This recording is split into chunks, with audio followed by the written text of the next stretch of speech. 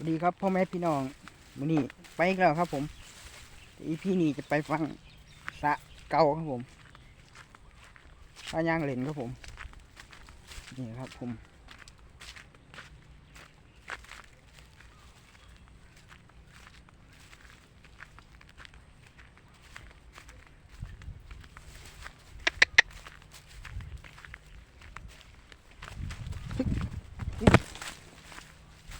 นี่พี่นี่พี่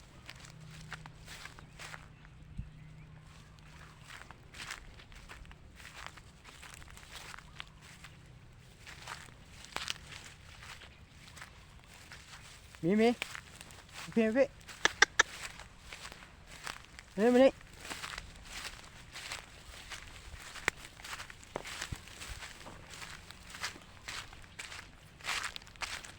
โอ้มีหอดไก่โอ่งเลยเฮ้ยผู้ใดวะแลนแซวเลยคุณ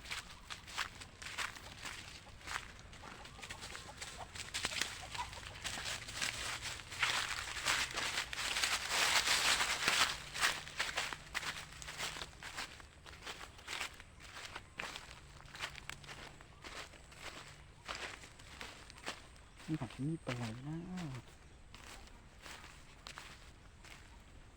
หนาที่ปลาไหลน้ำแห้งต้นยังพี่น้ำแห้งแล้วนี่ปลาไหลแน่นอนเลย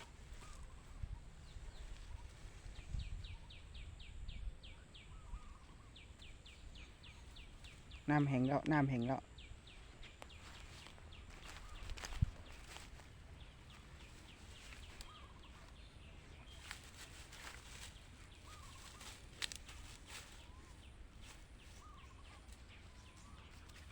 เข้าพอยัง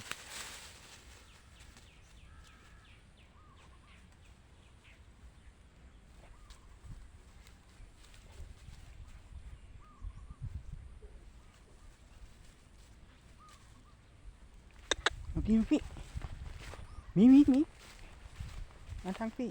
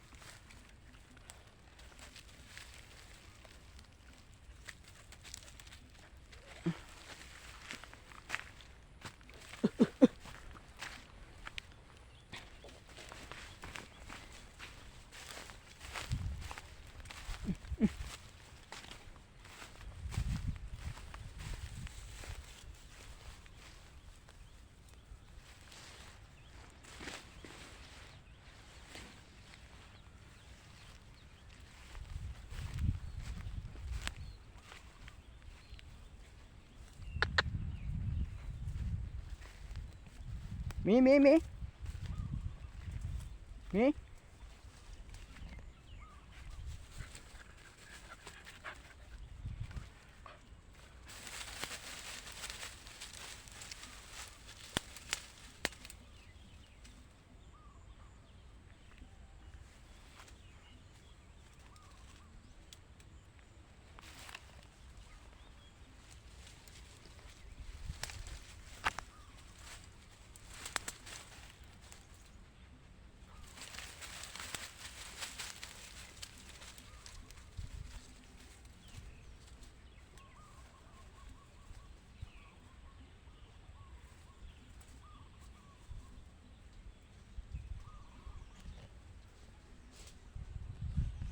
ยังหูเลยครับว่า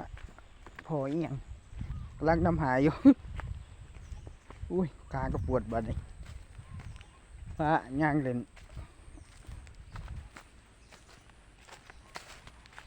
ย่างเล่นมันม้วนครับผม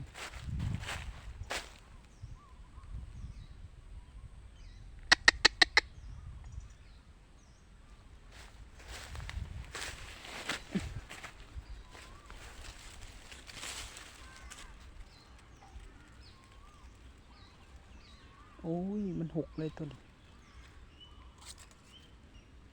มีมาผีแล้วปะอันนี้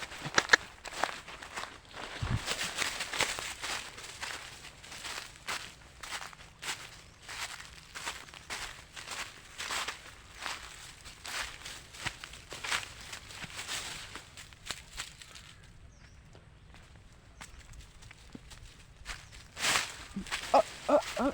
ยมันเป็นวันหนังวะวันที่ฉันเจ็บปวด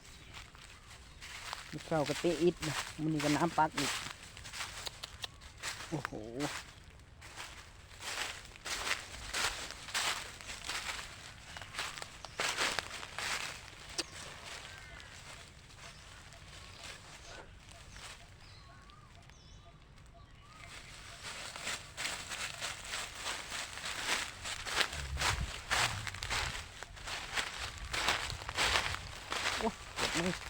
พี่น้ำปักมือเลยไม่ ไม่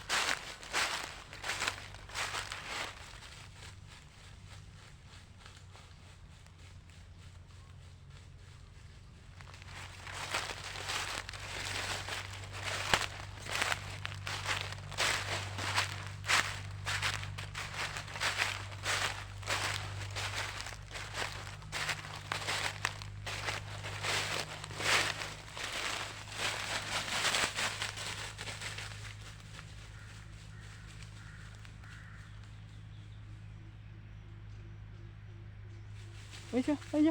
พอแล้วครับพอแล้วพี่น้องพอแล้วพออีกแล้ว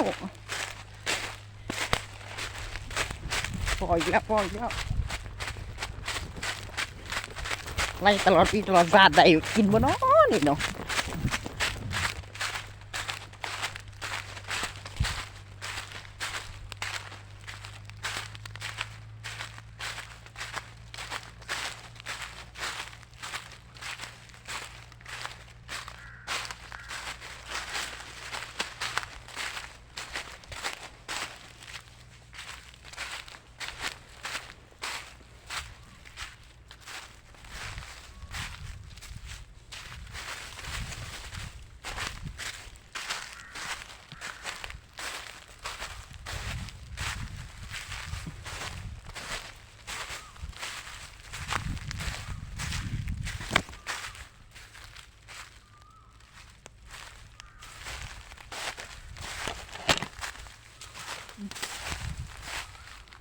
อยู่ในกบให้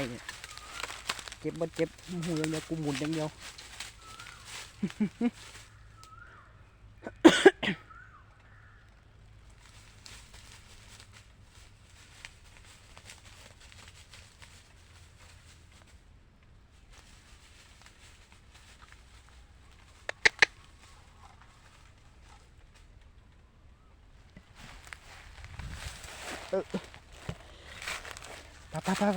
ไป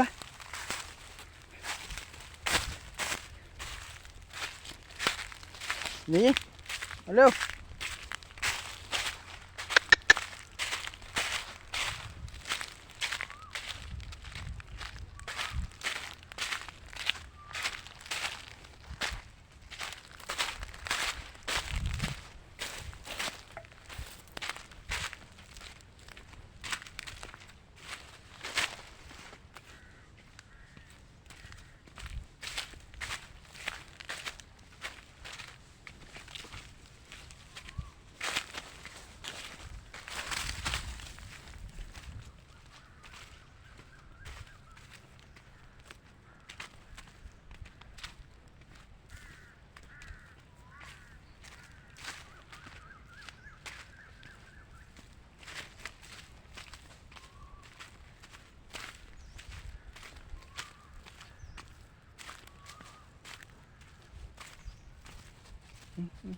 ความมึน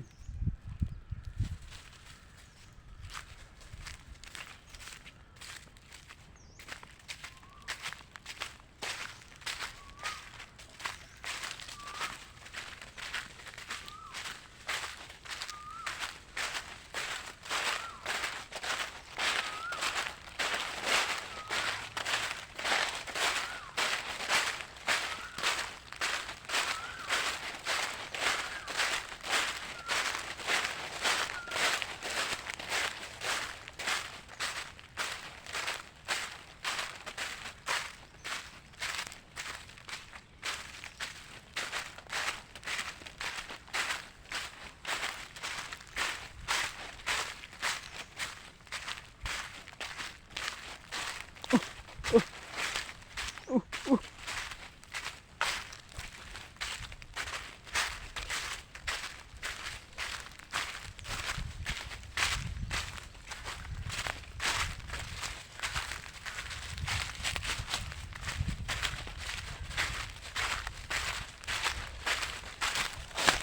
่างเล่นครับพี่น้อง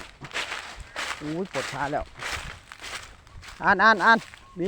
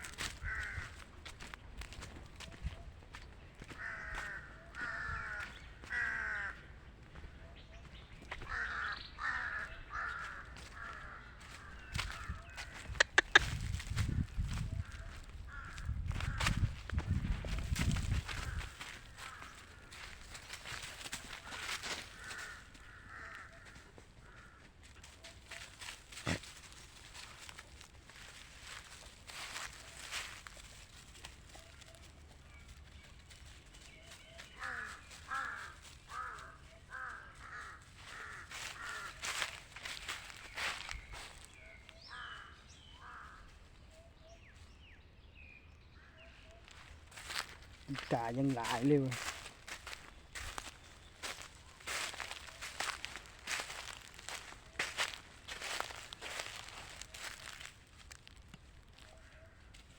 พอจะหั่งบดแดงเลยหั่งบิ่มบ่พอเลยบานเลย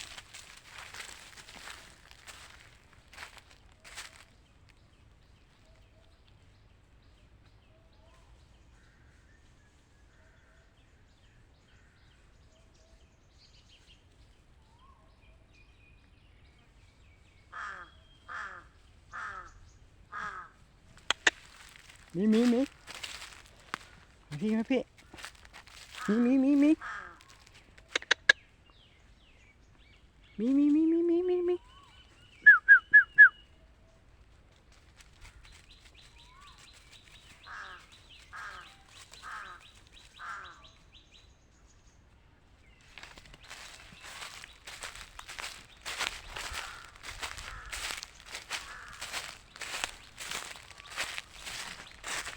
โอ้ยเมื่อยกับชีวิต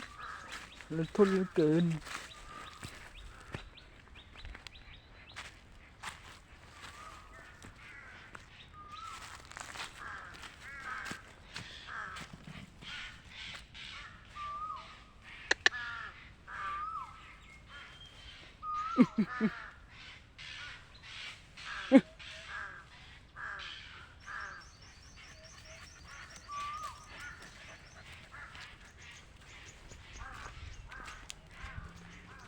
วัวเขาจะได้พออย่างวะครับพี่น้อง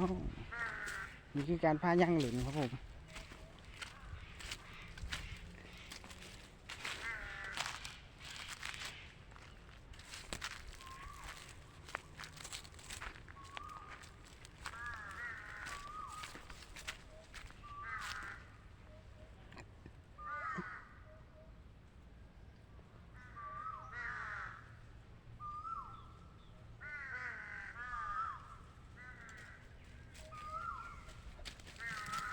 อุ้ยไปสิได้พอวะเนาะมึงสงเลยย่างเหลิน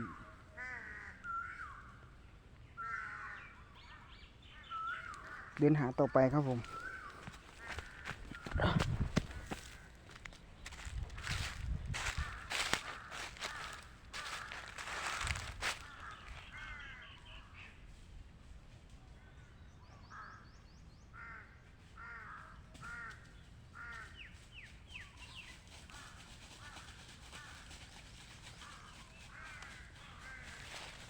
พี่หมีพอบนอ้อห้างหมิ่นเลย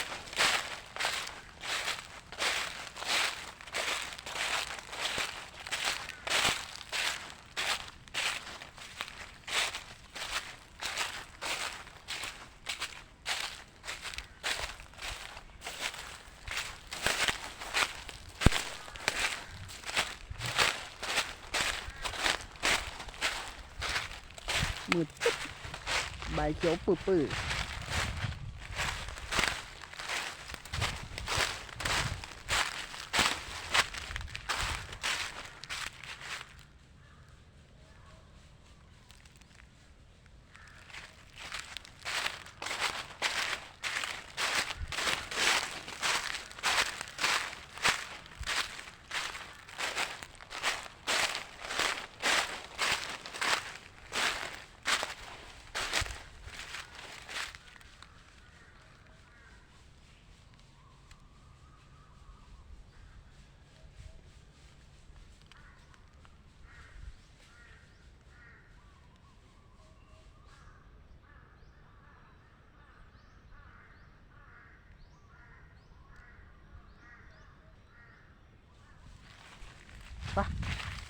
มาทั้งที่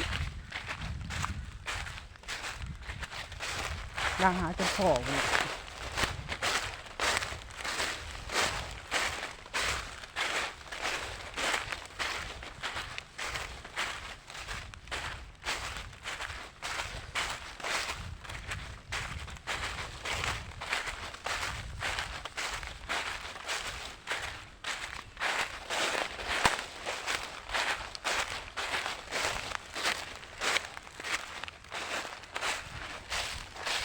รู้จะพ่อบอกน้อชีวิตกัน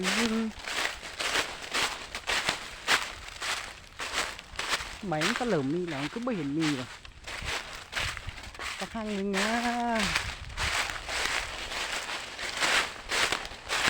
สั่งปลามันเลย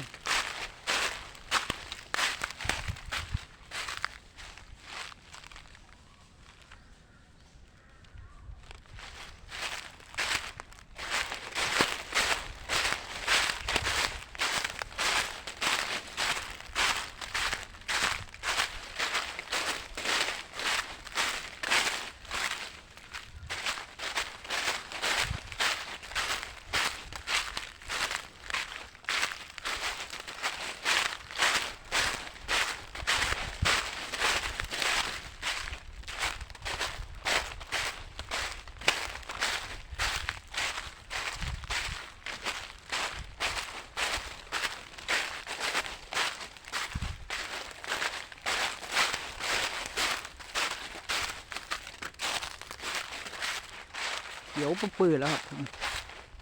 เดินมาหาห้างดื่มเลยจะมาฝ่อ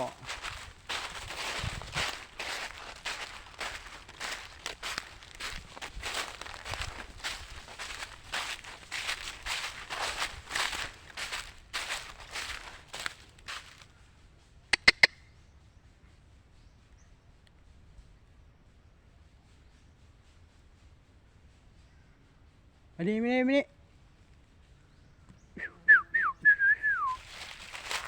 นี่เร็ว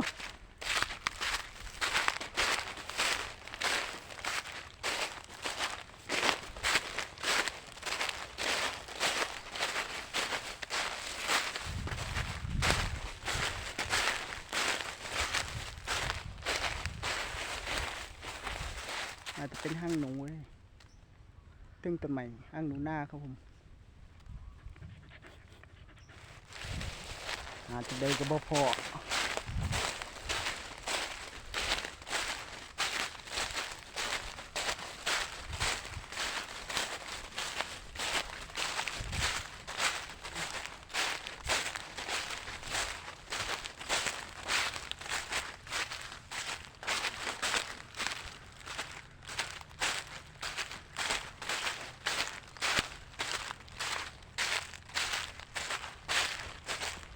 ในวันที่ฟ้าแรง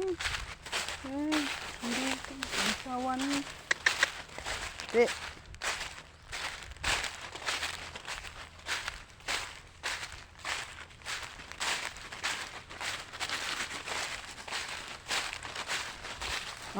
ขอยังดมมึงก็น่าจะเงี้ยวใส่แต่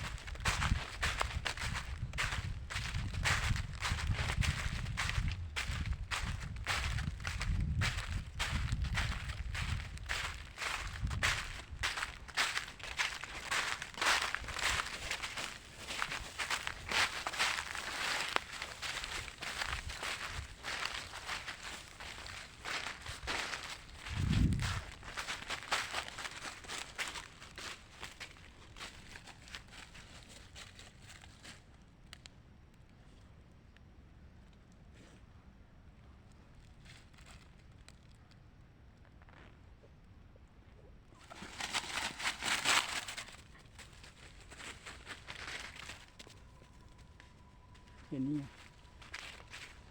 เห็นหมาวะ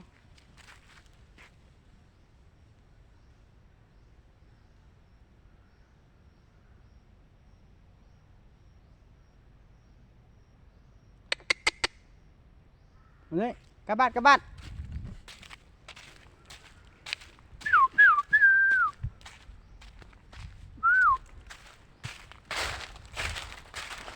เราเจอเพื่อนตัวหนึ่งครับผมเรียนนี้หูหลูบแล้วครับผมดีแล้วดีแล้ว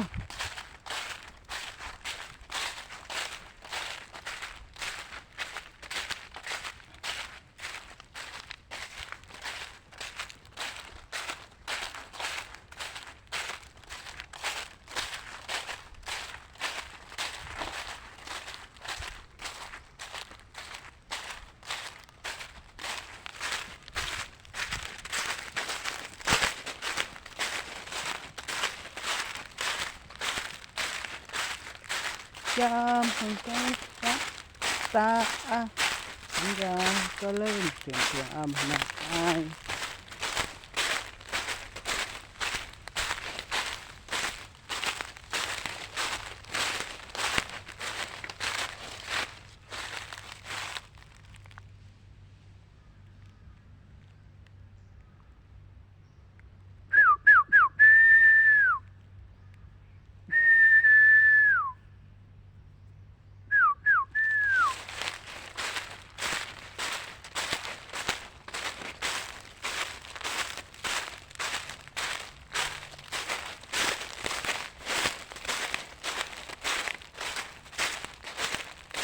เดินจังใดก็บ่เจอหังมินเลยไปเดินหาจนหูลูบแล้ว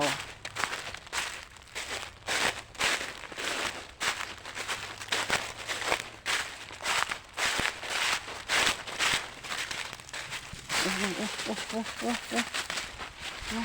อ้มือลินหอยจังแรงจังแรงจังแรงหน่ะโอ้แมงอยู่ใส่บ่ได้การเลยมี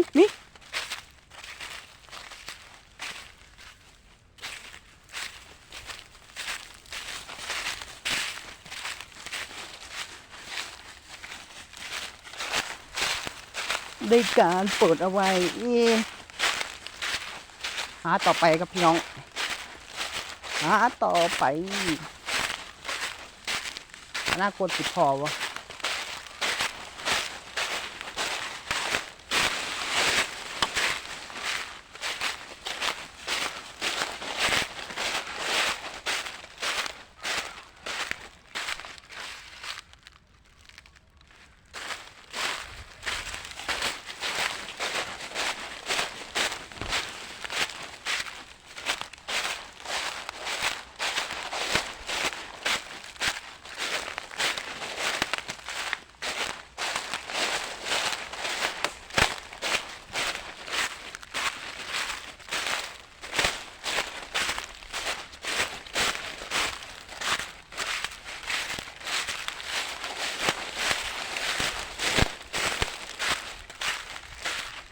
อย่า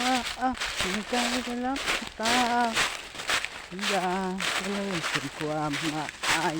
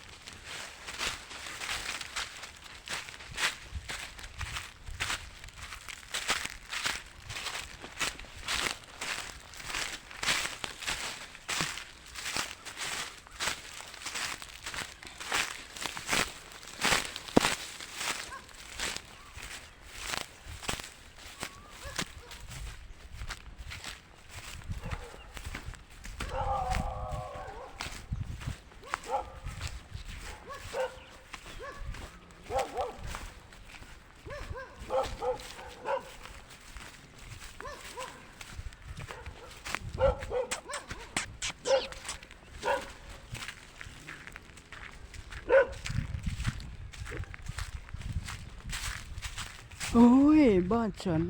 หดบ้านแล้วครับพี่น้องพามาแต่เที่ยวครับผม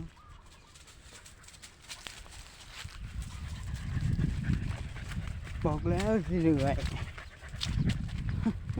ลิ้นหอยแล้วม้วนครับพี่น้องวันนี้บอกแล้วลิ้นสีหอย